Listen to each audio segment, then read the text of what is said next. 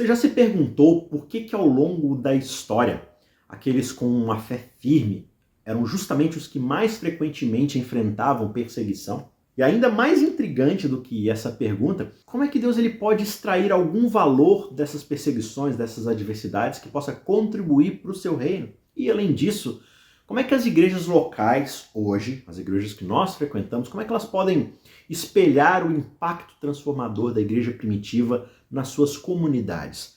A gente vai mergulhar nessas e outras questões profundas e descobrirmos juntos. Primeiramente, é importante a gente entender que a perseguição aos fiéis é uma das manifestações do grande conflito entre Deus e Satanás. Porque, no fim das contas, o diabo, ele tenta o tempo todo desviar a humanidade das verdades e da luz da palavra de Deus. Por isso ele incita o tempo todo comportamentos cruéis contra aqueles que são seguidores de Cristo. Por quê? Porque se, como a gente viu ontem, os seguidores de Cristo são aqueles que carregam a sua marca do amor altruísta, a verdade sobre quem Deus é, e isso testemunha contra aquilo que Satanás prega, é claro que Satanás quer destruir o testemunho sobre quem Jesus, Deus, de fato é. Satanás ele tem medo de que o poder da verdadeira fé que ilumina as trevas vai revelar o seu verdadeiro caráter, os seus verdadeiros planos. E ele sabe que cada ato de fé, de amor genuíno, cada gesto de altruísmo, de bondade aos outros, cada palavra de verdade vai minando o seu reino dos enganos ali, pouco a pouco, vai trazendo luz ao seu reino de trevas. Então, surge pra gente algumas perguntas quanto a isso. O que Deus pode trazer de bom da perseguição que Satanás faz a gente enfrentar? Porque assim, se essa perseguição pode abafar a voz do testemunho sobre quem ele é, por que ele permite isso? Será que existe algo mais a ser ganho dentro de tudo isso? Não seria muito mais fácil ele acabar com as perseguições e fazer com que a vida dessas pessoas seja cada vez melhor? Historicamente não é isso que a gente observa, né? O que a gente vê é a perseguição, muitas vezes, alcançando essas comunidades. Hoje, no Ocidente, talvez seja menos violento, assim, prático, direto ao ponto, né? Talvez a igreja seja perseguida por influências políticas, por certo desgosto, por certo fechamento de portas aqui e ali e tal. E, historicamente, a gente viu várias vezes que a perseguição, na verdade, ela purificou e fortaleceu a igreja. Tudo isso acontece para lembrar a gente da nossa dependência de Deus e da verdadeira natureza da nossa batalha espiritual. A perseguição, quando ela acontece na história, ela tende a espalhar a fé. A gente falou tanto aqui, né, da história da igreja primitiva, mas eles tinham um defeito muito grave, eles não queriam sair de Jerusalém. Eles se fecharam dentro da sua comunidade, do seu grupinho, e o evangelho era mantido abafado ali dentro da cidade. E quando Jesus falou para eles irem para fora de Jerusalém para pregar o evangelho, eles não saíram. Então quando eles começaram a ser perseguidos e tiveram que deixar Jerusalém por bem ou por mal, o evangelho começou a se espalhar cada vez mais. Né? Quanto mais os seus fiéis eram dispersos, mais eles levavam consigo a mensagem do evangelho a novos lugares.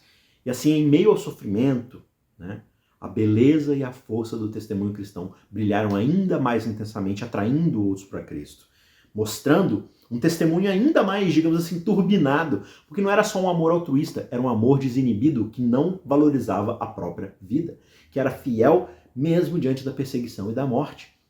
Então esse amor era um amor poderoso que transformou a vida deles, por isso o testemunho era muito mais brilhante, muito mais visível, apontando para Deus.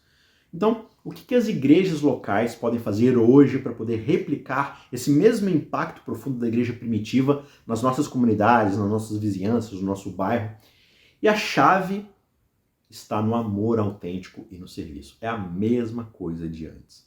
Talvez não no mesmo contexto, não no mesmo grau de perseguição, porque a igreja primitiva ela era caracterizada de fato por uma comunidade vibrante, onde os membros eles cuidavam uns dos outros e daqueles ao seu redor com compaixão, com generosidade. Eles não fechavam suas próprias portas para aqueles que necessitavam. Eles eram ativamente engajados em atender às necessidades da sua comunidade, né, com dons espirituais, mas também com coisas materiais, com comida, com cuidado médico, né? Tudo isso. E muitas vezes nós, como comunidade eclesiástica, ou seja, nós como igrejas, a gente se fecha numa bolha, a gente não está interessado no que está acontecendo na nossa vizinhança. Uma vez alguém falou assim que seria interessante, e é uma reflexão, né, que esse pregador ele fez para a igreja, Ele falou assim, se a sua igreja fechasse hoje, será que alguém no bairro ia perceber? Será que ia fazer alguma diferença, ia impactar negativamente, ou será que positivamente, no bairro, na vizinhança, na comunidade que você vive? Muitas vezes a nossa igreja não faz a menor diferença. É só um pessoal que se reúne ali sábado à noite, ou sábado de manhã, ou domingo, ou sei lá quando, mas depois que eles fecharam e se foram, a vida continuou.